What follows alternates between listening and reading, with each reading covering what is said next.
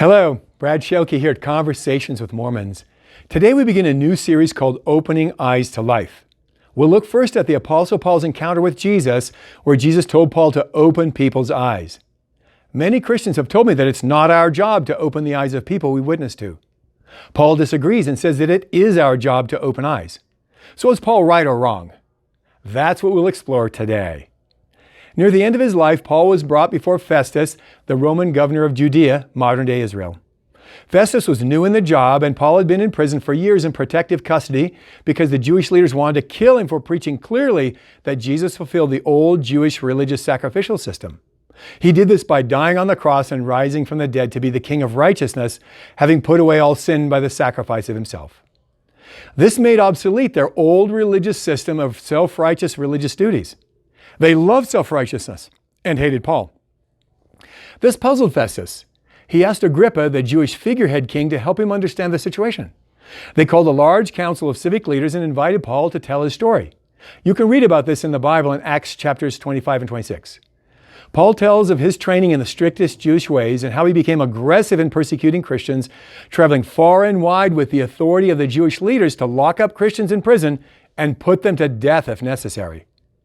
On one such journey, Jesus appeared to him and his traveling companions at noon, appearing as a light brighter than the sun.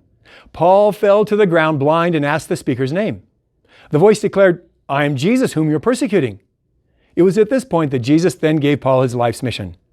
"Paul, get up and stand on your feet, for I have appeared to you for this purpose, to appoint you as a servant and a witness of what you have seen and will see of me. I will rescue you from your people, the Jews, and from the Gentiles.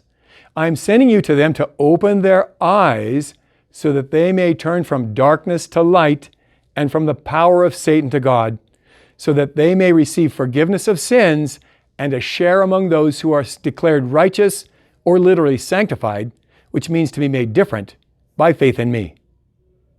Paul then declares to the two kings that he obeyed that heavenly vision, and because of his obedience to that vision, the Jews seized him and sought to kill him, which is why now he is in chains. Paul's words are short, sweet, and very clear. Jesus sent him to open the eyes of those he witnessed to. That wasn't a side point of his mission. It was the heart and theme of all of it, and as we know, he was amazingly successful at it. Jesus told Paul to open eyes.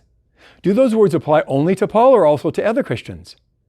Paul in his letters encourages Christians to follow his example. The clearest place is in his letter to the Christians in the Greek city of Philippi.